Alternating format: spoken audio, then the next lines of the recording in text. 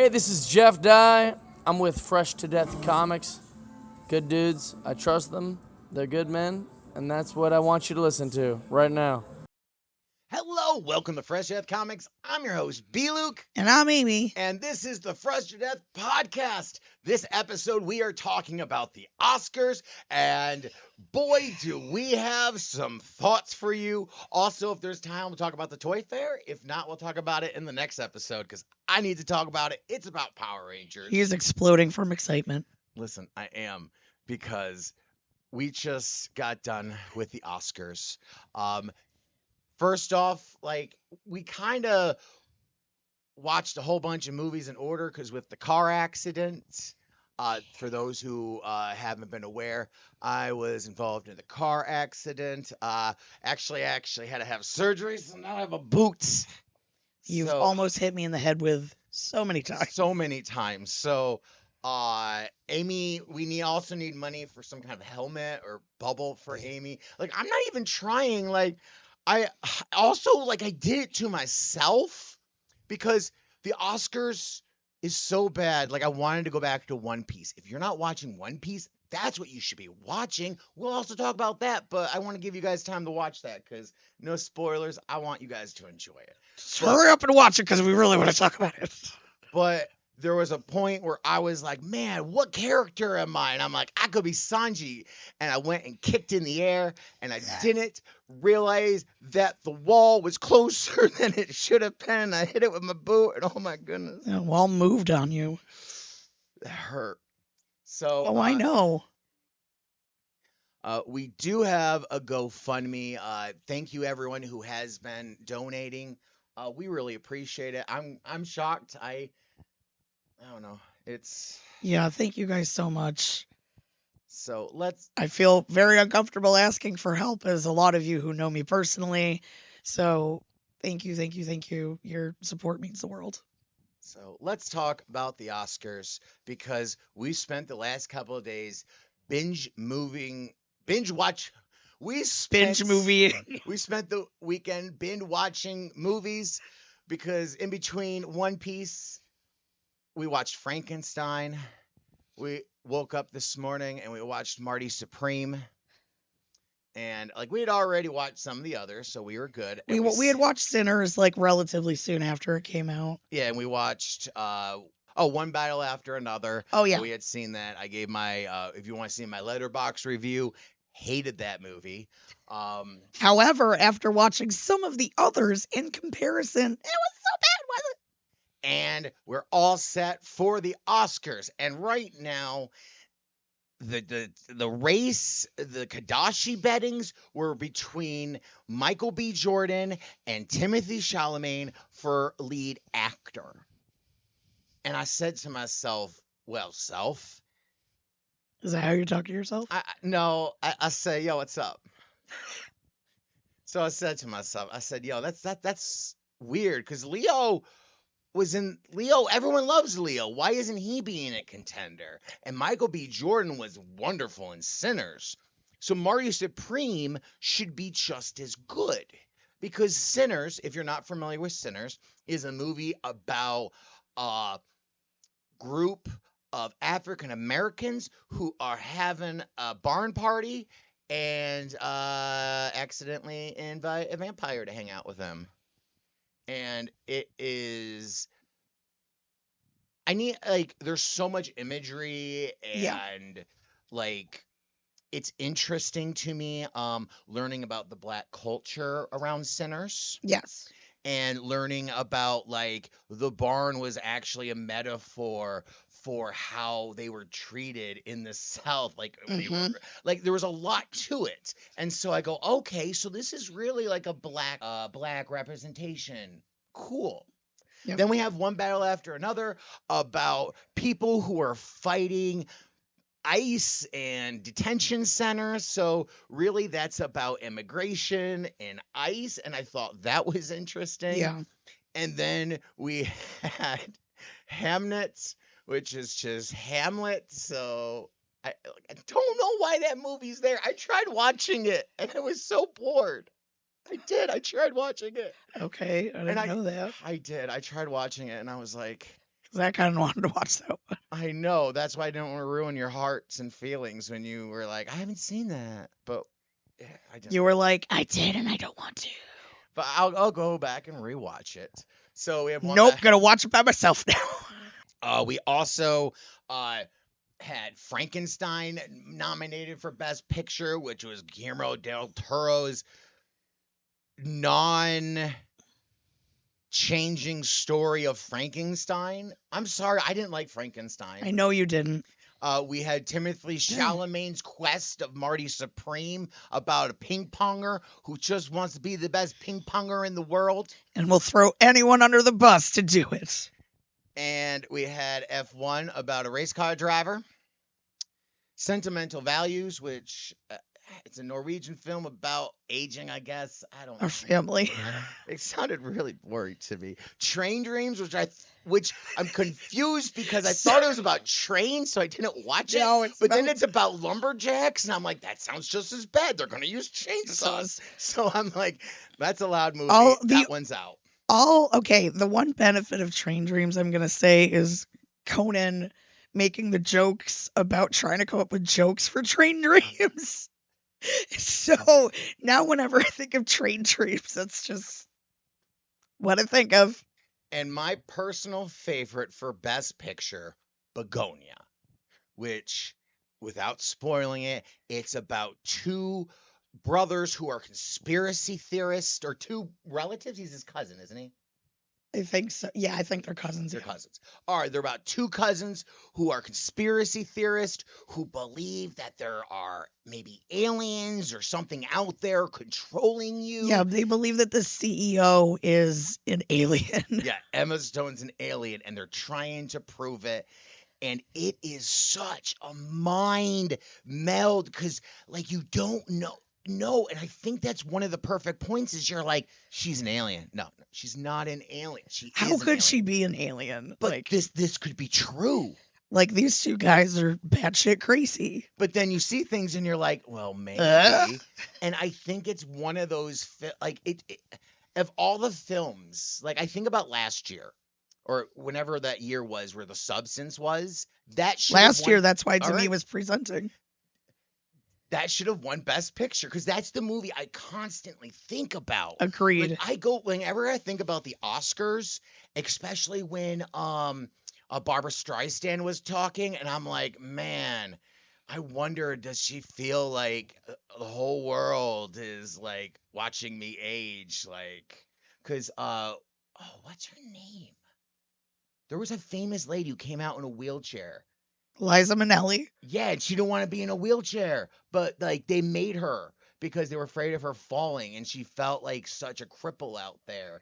Like she felt weak, and she was like, I'm not this person. This isn't who I am. But also being in the same boat as her, I don't want to use wheelchairs and walkers. And it's like the easiest thing to do. Amy, what was your favorite movie? I think it was Sinners.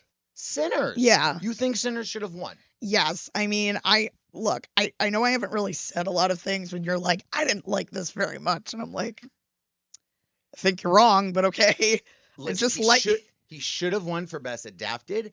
Or no, he won for Best Original. He did. Okay, won for Best Original, and he should have won Best Director. I'm sorry. Out of all the movies, that Thomas Anderson's was just explosions.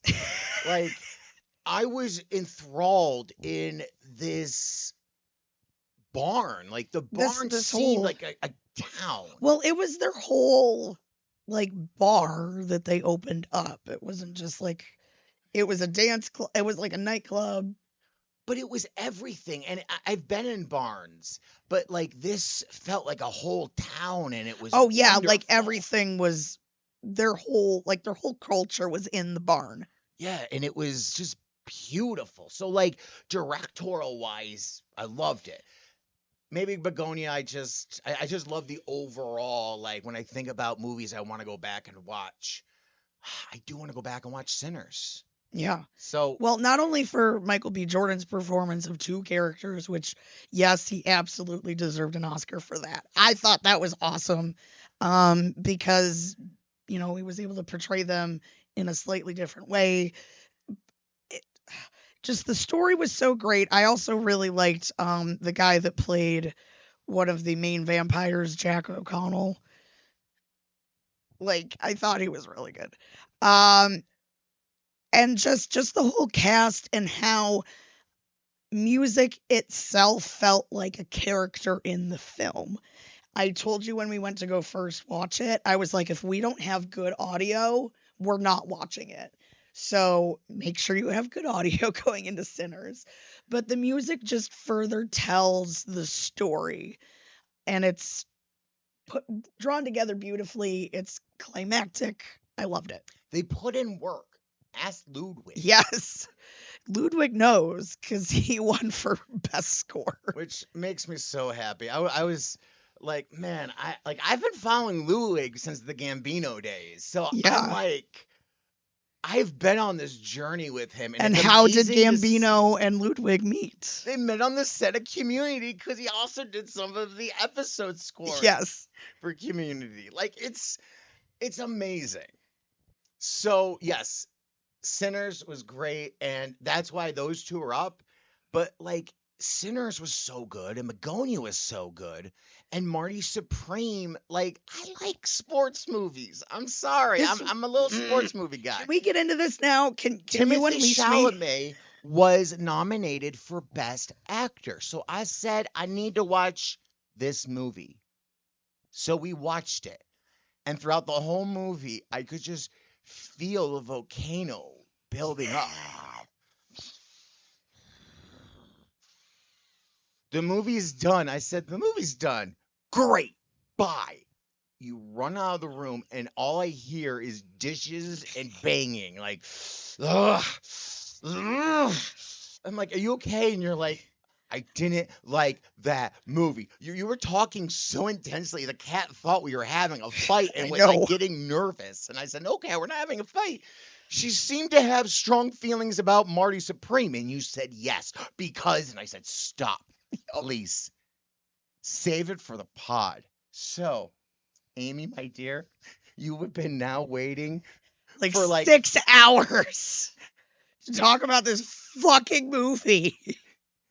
Amy, would you like to talk about Marty Supreme? What'd you think of it? I fucking hated every second of this movie, except for the part that Tyler, the creator, was in. He was enjoyable in every scene. He made the scenes. Like, I cared about his character the most. I cared about his character the most. Everyone else kind of hated, but liked more than Marty. I would have liked a whole film about everyone else about this in this movie, except for Marty.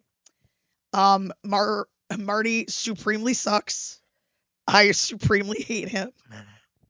Marty is supremely insufferable, and I feel like Timothy Chalamet has told us who he is, which is an insufferable human being. Your first clue was him dating Kylie Jenner. Second clue was all this bullshit about him putting down the opera and ballet. You had 2 strikes, and this was my first Chalamet movie. You're done. No more. I never want to see this scrawny white boy again. If I wanted to watch a movie about white male privilege for 2.5 hours, I would have just turned on Fox News. What was male privileged? He had to work the whole way. Work? You mean fucking scheme the whole time? It was just one scheme to the next. And he would throw people under the bus, make them pay repercussions for shit that he did. He had no accountability whatsoever to himself, blamed everyone else in the world for his problems except himself, was a sore loser, made everything about him, and then came crawling back to everybody when he realized that he needed them again, and then screwed them over again. Are we supposed to like Marty? Is my question. Is he a villain of the movie? Because everybody's life he touches, he destroys. Destroys completely. So we let this kid into their lives, and every single person, going from Dennis O'Leary to Gwyneth Paltrow to Tyler, the creator, like he his own mother, his uncle. Like, he steals and robs and is mean to every single person. Yeah. I think maybe that might be the point, is that he is a terrible person. But because he's good at ping pong, we let this go. And maybe that's the story. But like, because an overly confident white man was. But the fact that he didn't like do the circuit like that, like, man, Marty is the worst. Like, when we watch Breaking Bad and we go, Walter White, like, we all love Walter White, but man, Walter White's a bad guy. Like, he's not a role model. Like, we don't, like, it's scary, but like, Walter White is a bad guy. He's not a role model. But in Marty Supreme, it seems like that's the goal. Like, this was an ambition. Like, what he did was awesome. And that's where I'm upset about the movie, because he's a terrible human being. I call him Marty McAsshole. That's his name. Marty McAsshole, because everybody he was an asshole to. But that was his MO. Yeah, I just felt awful for poor Rachel, who got screwed over the most. Honestly, and literally not until the last second was like finally acknowledged for anything.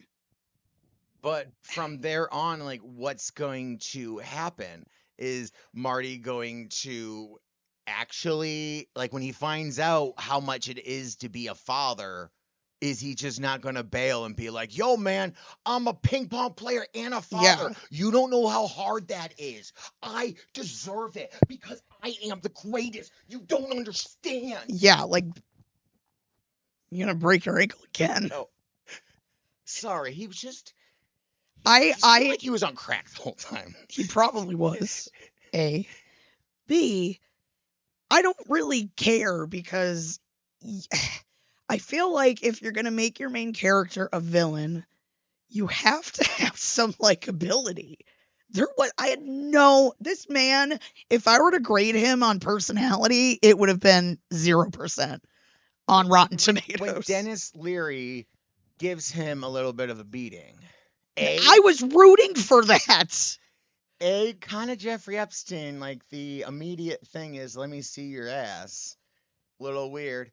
But also, like, when he gets beat with the paddle, like, I feel like the whole audience is like, yeah, he deserves it. I hope. Like, I was cheering at that point, basically, for Kevin O'Leary to... First of all, I thought he was going to shove the handle up his ass, so slightly disappointed. However, redeemed slightly with smacking him about because this kid is a douchebag. So, I get it. Marty, like, if that's the goal, if Marty is, but the fact that you said, with the ballet joke.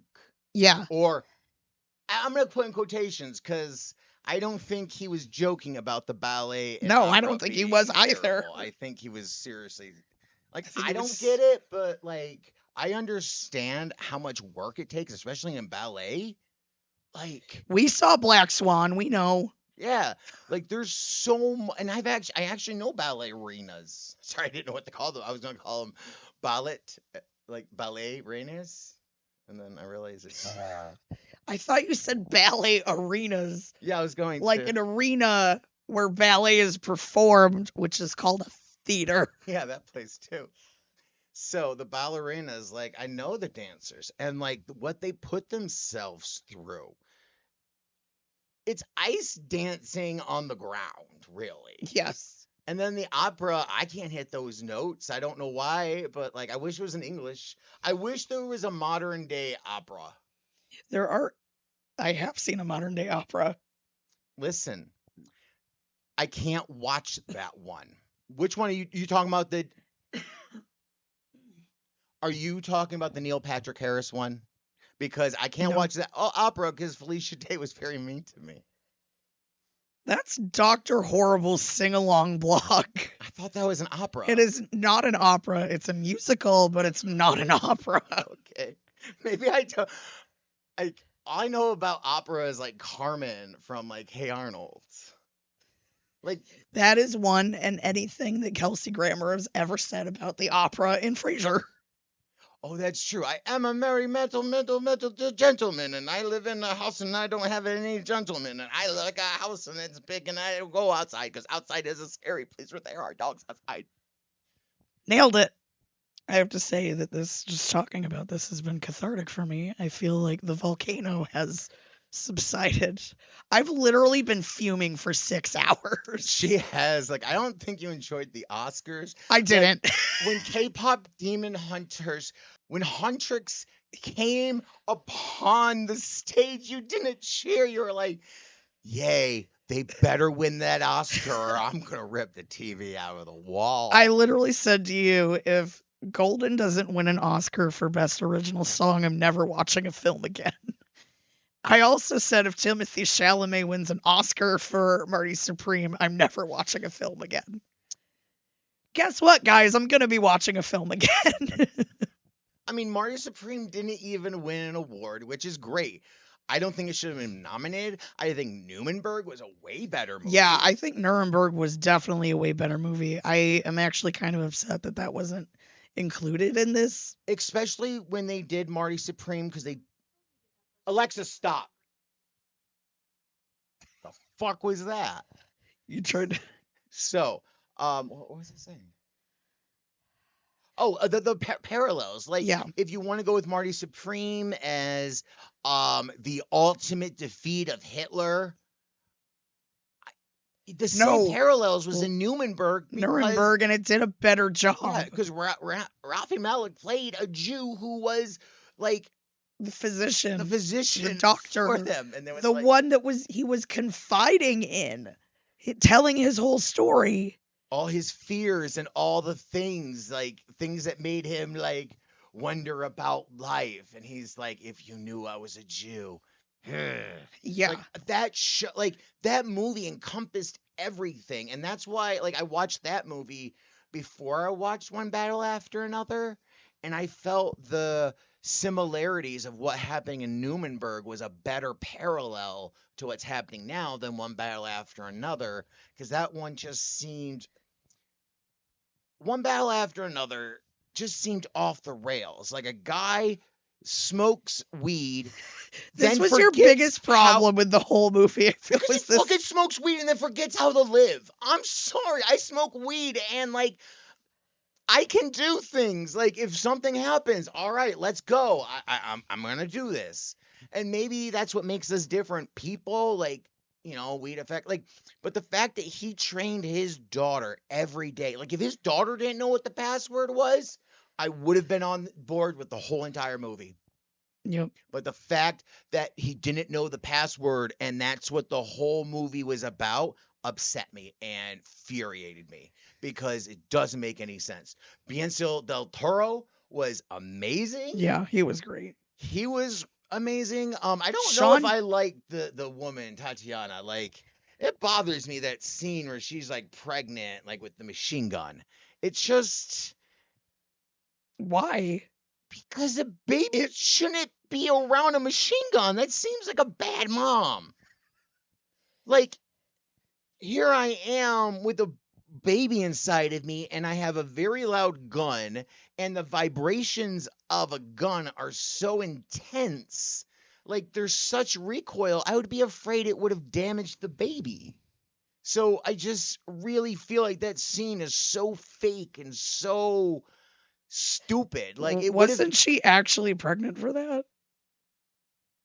I don't think she was firing a real gun. If she was holding it, yeah, I'm sure it looked cool, but I don't think it. I think it's also a parallel, an image of the fierceness of womanhood, the fierceness of what women can do, and how multifaceted women are.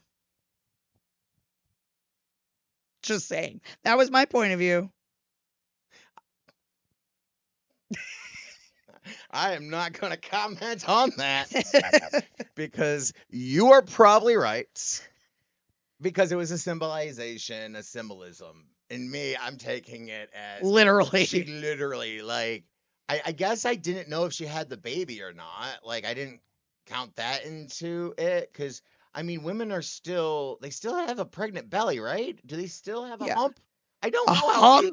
A hump? Yeah. A lovely baby bump. Yeah. Sorry, I saw the opportunity and I took it. High five. High five. Yeah. So, for some reason, one battle after another won Best Adapted Screenplay, Best Director, Best Movie of all time. Best supporting actor for Yeah. Sean Penn. Which his. I mean, it wasn't until like a good third of the way through the movie, I think you were like, is this Sean Penn? I mean, yes, that is. He literally I said- transformed himself for the role. Yeah, I okay. asked you if that was the milk guy. That's what I said. The milk guy. Yeah, I was like, is that milk guy? He's the milkman. Because he played a movie where he was milk. Like, he was like- Harvey Milk. He was Yeah, a he real was- life person. yeah, he made milk. No! The movie not about milk. No! His name is Harvey Milk. And he invented milk. He gave milk to the farmers. What? I've never seen it. I saw Farm Inc. and I didn't. You saw Farm Inc. This is what I have to deal with on a daily basis, guys. This episode is off the rails. It was off the rails to begin with, and it stayed off the rails. It is a train wreck sliding along the rails. Sorry, I didn't know that Sean Penn. Harvey Milk was a real person. Yeah, okay. He did not invent milk. Okay. He was a politician in the San Francisco area who was assassinated Oh. for being one of the first openly gay politicians. Oh. I did not know any of that. I thought it had to deal with milk. Milk was his last name. Apparently, I did not know this till now. So Nobody you're talks about you're it. Luke. You are Luke of the Skywalkers and also Luke of the Danes. Oh, or my favorite, Luke Bryan. You must know Luke Bryan very, very, very well. If we're just going by names. That's right. I'm Luke Bryan. How y'all doing? I mean, he did steal your life. He did steal my life. So the Oscars was hosted by your fellow co-worker dash boss, Mr. Conan O'Brien. Team Coco. So was it fun to see Conan there? Like, what's your Yeah, sense of it Conan in was. the Oscar? It's so great to see Conan like performing in front of people again. I will say he was in, and we didn't get a chance to see it. If I had legs, I'd kick you this year. I know. So I I chose think- Marty Supreme instead. That I was know. the decision. I flipped a coin in my head, and I said, Rose Byrne's about babies, and but I was like, Marty Supreme's about ping pong. And assholery. So But yes, it was really good to see Conan performing, you know, like since his talk show, unless you've been following his podcast, he's been doing that way more than anything else. But it was been really good to see him do his monologues again. It really felt like he was doing his old late night show again. And I have a question for you. Is that what you think the Oscars was behind the scenes? Do you know how it worked? Like, do you think it was a lot like the late show he had or the Tonight Show he had? Yes, and I'll say, I think, because we've been kind of watching Conan do the interviews. Mm-hmm. So he's been talking about, you know, how they've been working on the Oscars and you know, what kind of bits they were going to try to come up with. And he has said that a lot of writers that he's worked with in the past, and also some writers that he said were actually working on Kimmel, were working on the show. So it did have a very late night joke feel. And I think that was like the perfect note to host the show on. Was it exciting seeing Jimmy Kimmel? Even though his joke didn't make sense because Melania couldn't be nominated for this year because I know. like that joke doesn't make any sense, and I know the thing is Trump's not gonna like maybe he purposely said it and then he's gonna be like, look, he made The fun loser of Jimmy Kimmel doesn't even understand the rules of the show that he even hosted. What a loser. Everybody or is he knows. hoping that Trump is gonna be so stupid that he goes, it's the Oscars, it's all politics. Of course my wife should have been nominated. Either way, I think he was goading him. Oh, you think it's a goat Oh, because yeah. he wants her at the Oscars? I think it's a goat because he's got some weird obsession with Jimmy. And he, like, gets alerts every time he does anything. Jimmy got Chinese food today. Oh my God, I gotta get some. I gotta find out what he's doing. I think he's keeping tabs on him at all times. I need to look this up, but I wonder what show on, because The Apprentice was on NBC. What Correct. ABC show was going on at that time during his time block? Because in his mind, I wonder if he's like, that was the enemy. I hate that network. That network always tried to get better ratings, and he had a stupid show about a cop, and we see his dick and his Why butt. do I feel it was Law and Order? No, Law and Order is NBC. Probably The Bachelor. Oh, probably. Yeah. But like, I just wonder if like there's little like grievances in his head, or like Jimmy never had me on the show for The Apprentice, they air it, or if I did, he never put me at the appropriate time. Like, I wonder if it's just these small things that like Jimmy did throughout the years as a person of equal media-ness. Yeah. Because look at Pete Hegseth. He's Yeah. attacking CNN. Like, as a Fox News contributor, it's A Fox News weekend show host. Let's be real. when we work for news stations, we get this alliance for them that this is my news station. I love this. When you worked at WB&G, your mom was like full gung-ho, like, this is the only thing I watch is WB&G because Amy works there. And then when you worked for WIVT, I was like, all right, this is the only station I like. I love Jim Emke. We're watching this. I love Roy. Miss Roy Santa Cruz. But like, Shout I'm out, watching Roy. WIVT. Yep. And then I told your mom, I was like, why aren't you watching WB&G? And she's like, because Amy used to be on it. I was like, but now she's on WIVT. And it was like this fight struggle. And I wonder if that's not what's happening with Trump, is this like internal thing of like, I've always hated ABC. I was kind of surprised that Tiana Taylor didn't win for One Battle After Another, and instead it was Amy Madigan from Weapons. Which, I don't know. She just played a crazy old lady. There wasn't... Tatiana actually, like, she gave birth. Like, she had a whole character arc. And looking at the actresses who were nominated, she should have won it. Yeah. Tatiana should have won it. It should have gone to her. As much as I don't like One Battle After Another, her performance as an actress was phenomenal. What she was given. As Besides Perfetti that babysitting. Yeah, as Perfetti of Beverly Hills. I mean, that scene stuck in your mind. But I will say, you know, looking at Amy Madigan tonight and looking like a normal human being, as opposed to this lady in Weapons, which, by the way, if you did not see Conan's opening bit, that was great. Where he dressed up like Amy Madigan for Weapons. I'm surprised. Like, was that a wig on him, or Yeah, do you think that was a wig. actual hair? No, that was a wig. He could have just done like a comb.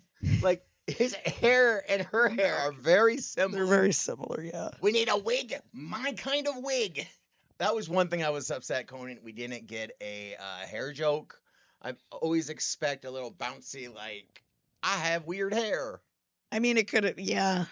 That was what I was missing. That's a Conan trope to me. Yeah, it is. But then I think he would think, this is how I think he would think, is that it's too much about himself and he doesn't really want to take the attention away from the night. Gotcha. So, yeah, the Oscars happened. They were kind of fun, but mostly boring. And I'm going to watch it again.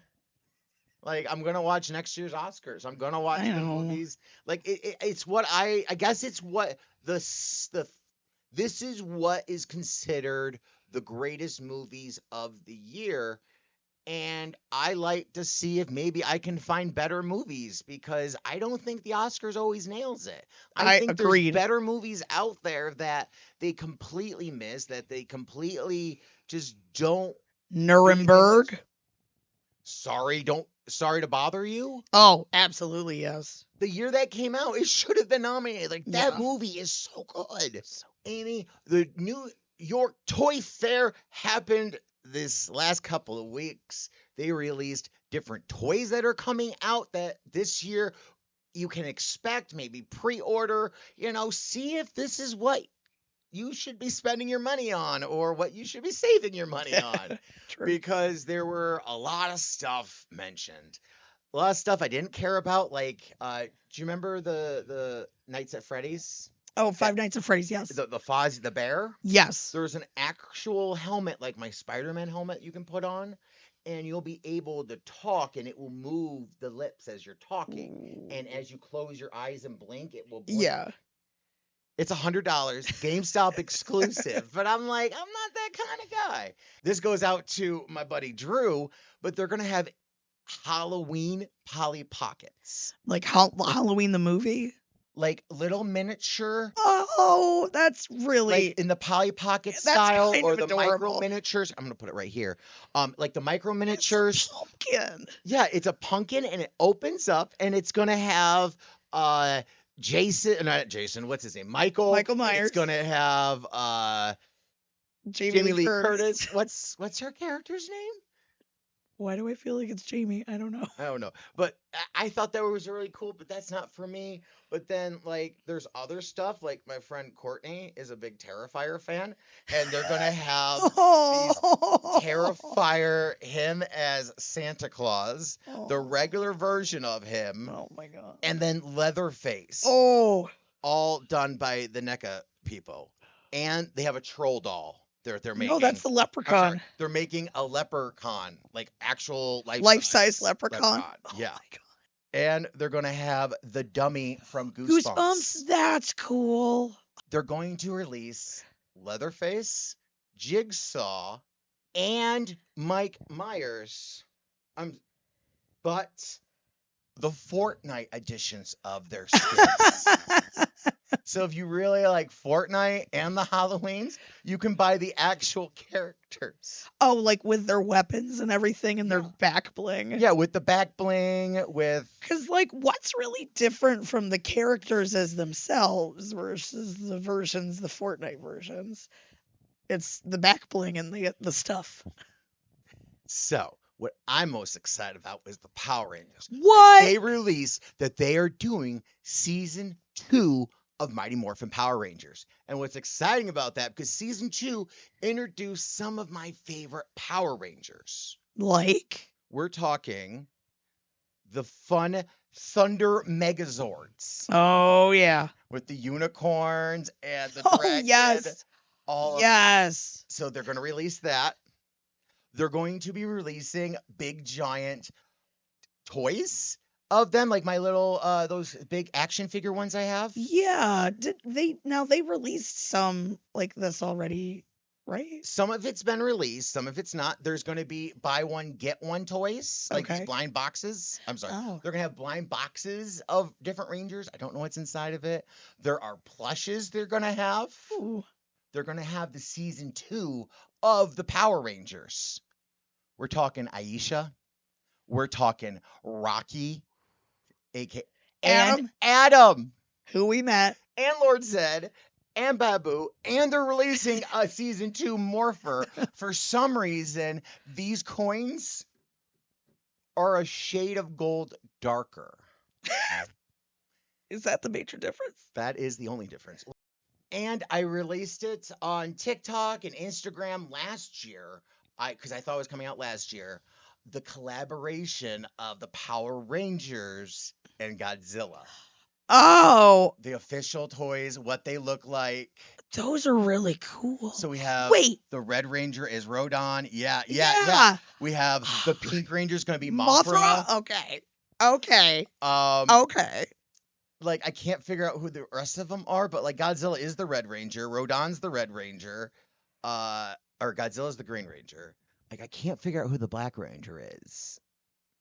But, like, that's coming out. Awesome. I kind of love that. Yeah. That's what I've been really excited to show you. Okay. Because I did not need this. I was today years old. I was just now years old. I think I'm excited about this. Right. Pink Ranger is Mothra. Mothra's awesome. Like, yeah. So, like, the toy fair, there was so much there. Like, there's other things out, but like to me, the Power Rangers season 2, like my problem is the Thunder Megazord Yeah. is kind of the worst Megazord, and maybe I'll do a separate video on it. It doesn't stay together. Mm. Like it kind of all falls apart if you have the original one. Like it's doesn't play well. Mm. Like once you start to move him, all the pieces start to fall apart. So it's easier to make it with the white, which they didn't announce. Here's a big problem. They did not announce that they're going to do a Dragon Zord or a White Tiger Zord. If they do release those, that means they should be able to connect to the Dragon Zord and the Thunder Megazord. You'll be able to do different combinations. If that's so, then these Megazords that are out right now may go up in value. So it's like, ooh, so if you see them out there for a good sale, you might want to pick them up, because once they release some of these, we can start doing combinations. We're going to have some fun. So that's been the Toy Fair. All right. So with that, I hope you guys enjoyed the episode, and we'll catch you guys next time. Thank you for liking and subscribing, and comment what your favorite movie of the year was. Was it an Oscar movie? Was it not an Oscar movie? Let us know in the comments down below. And to quote Conan O'Brien, bye everybody, bye.